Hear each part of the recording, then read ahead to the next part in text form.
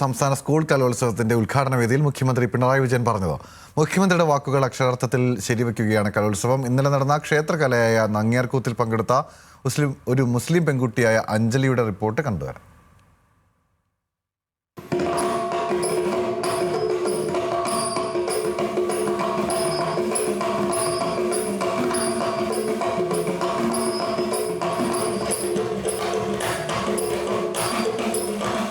മരിച്ചു കിടക്കുമ്പോൾ നൃത്തപരിപാടി വരികയാണെങ്കിൽ ആ പരിപാടി കഴിഞ്ഞിട്ട് ഖബറടക്കിയാൽ മതി. കൂടൽമാണിക്യം ക്ഷേത്രത്തിൽ മതത്തിന്റെ പേരിൽ വേദി നിഷേധിക്കപ്പെട്ട VP മൻസിയയുടെ ഉമ്മയുടെ വാക്കുകൾ നമ്മൾ മറന്നിട്ടുണ്ടാവില്ല.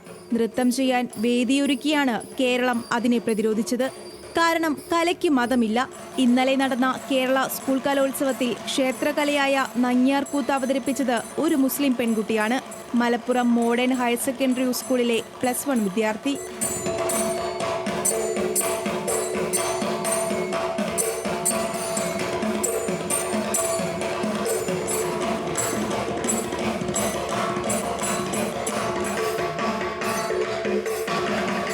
പാലക്കാട് കുമ്പിടി സ്വദേശിയാണ് അഞ്ജല.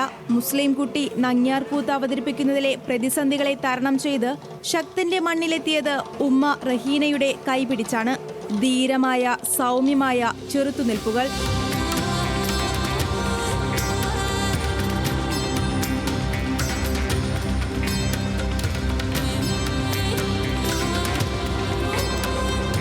മുഖത്ത് ചായം പുരട്ടി അലങ്കാരങ്ങൾ തേച്ച് തലയിൽ മകുടവും കയ്യിൽ തോൾവളയും ധരിച്ച് അവൾ നിറഞ്ഞാടി. സദസ്സ് ഹർഷാരവങ്ങൾ മുഴക്കി.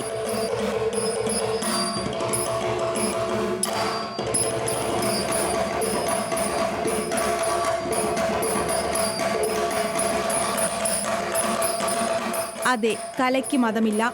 കലയാണ് കലാകാരന്മാരുടെ മതം.